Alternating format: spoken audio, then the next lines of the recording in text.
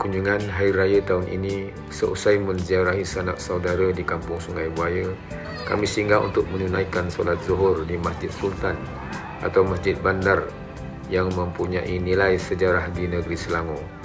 Masjid ini terletak hanya 200 meter dari Istana Bandar, iaitu Istana Singgasana Sultan Selangor yang kelima, iaitu Almarhum Sultan Sir Alaidin Sulaiman Shah. Dibina pada awal 1900, masjid ini berciri seni bina klasik Moorish dan gabungan seni bina Mughal. Ianya diilhamkan seperti mana Masjid Kesultanan Delhi di Medan. Almarhum Sultan Alaidin Sulaiman mempunyai ilmu keagamaan yang tinggi dan mampu mengarang kitab agama. Almarhum Sultan juga sering menyampaikan khutbah di masjid ini.